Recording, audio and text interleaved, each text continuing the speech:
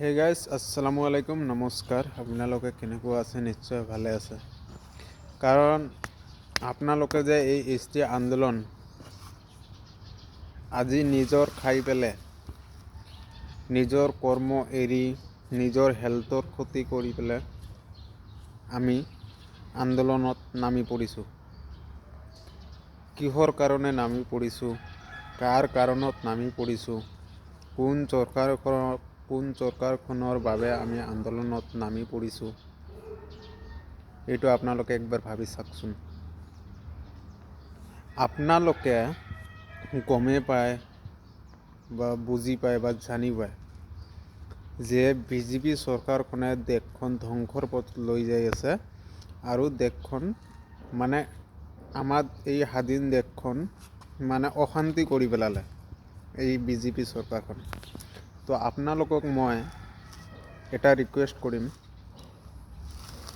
যিসকলে বিজেপি চৰকাৰ গভৰ্ণমেণ্ট বুলি কয় সেইসকলে কমেণ্টত কালা দিল চেণ্ড কৰক।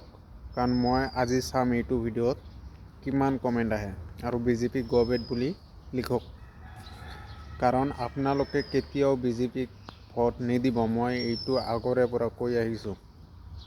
কাৰণ আপোনালোকে বিজেপিক ভোট দি পেলাই আজি নিজৰ খাই নিজৰ বাচ্চা কাচ্চাৰ চিন্তা নকৰি পেলাই আমি এই আন্দোলনত নামি পৰিছোঁ, নিজৰ কাম এৰি পেলাই।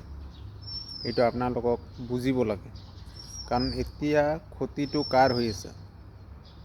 আমাৰে হৈ আছে। এই ST আন্দোলনে হওক বা এইটো বুলি মই নকওঁ, যে ST আন্দোলন সেইটো যাৰ যি দাবী সি কৰিবই, সি এইটো দাবী কৰিব, কোনোবাই ক'ব বোলে মই নিদিম, আমি নিদিম, এইটো হৈ থাকিব। এইটো কথা কৈ লাভ নাই। কাৰণ এইটো আন্দোলন বুলি নহয়, আৰু বহুত কিছু চৰকাৰে আজি এটা আইন লৈ আহিব আন্দোলনত, কালি এটা আইন লৈ আহিব আন্দোলনত।